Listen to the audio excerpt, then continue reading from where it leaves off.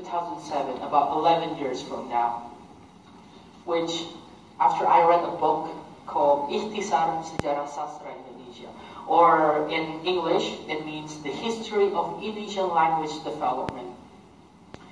The book was really mesmerized and intrigued me, and believe it or not, Rumi's name was mentioned quite a lot in the book. And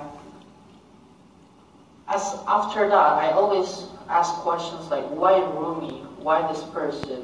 Why the genre? To people I know and to myself, asking curiously. Well, you know, as a kid, I've always really liked to read books and such, and this thing really bothers me at times. And the more I read more books, looking at articles or watch more documentaries, I also stumble upon the word social engineering, which is a concept of social and psychological of an engineering. Give two examples. So I'll give you two examples and I'll elaborate later.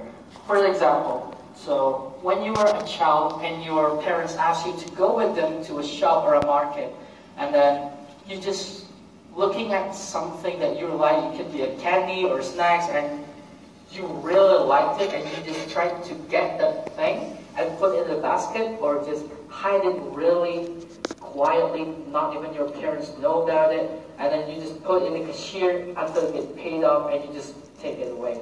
That's one of the social engineering.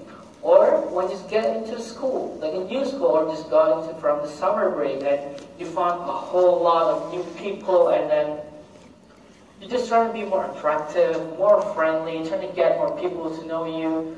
That's also one of the example of social engineering.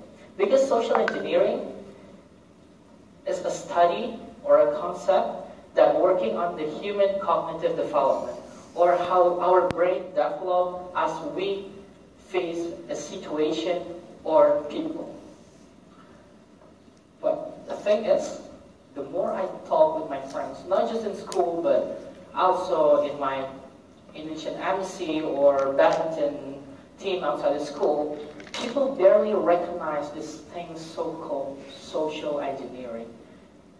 That to the point people were like, what is this thing? And it actually makes me sad, because we can utilize social engineering to an extent that we can use this to break the fourth wall, or we can create a better outcome of our decision, then it's surely a good thing, right? I don't know if you know this, but this movie called Yes Man by Jim Carrey, it was published in 2008, about 10 years ago from now. This movie is about a character played by Jim Carrey who, you know, have a normal life, and he wasn't really satisfied with his life, and he's trying to break the fourth wall, but he doesn't know how to do it. Later, his friend asked him to go to a seminar with him, and in the seminar, he found out about one thing, one little thing that changed his whole life, which is start with a yes. So basically, every time this character are faced with an option, offer or questions, which requires to answer yes or no, he has to answer it with yes. And every time he answered with yes, his life is changing constantly, getting into a better place, up to the point that he get a lover, which he really wanted since the start.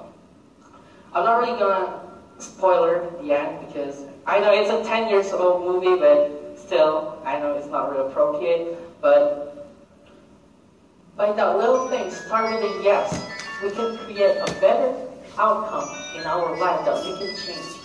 And this is where also social engineering comes in hand, because those little things also consider as social engineering. And it is really important for us to get that little things, that key that we needed in order to break the wall or break the barrier that we're trying to find.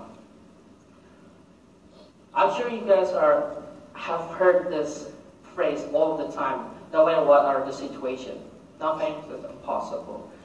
And just let me go back to Rumi's quote for a while, and if I were to paraphrase the quote, I would say, the future only belongs for those that wants to work hard and believe in their dreams. And by saying nothing's impossible, we can also create a new sentence that nothing's impossible if you believe in your dreams and work harder to get it. Because by working hand in hand with social engineering and working hard towards that level that you've tried to find, you can shape your own future. Because the millennials now are always stuck in the point of, okay, I'm just going to finish school, I'm going to university and done, and work, finish.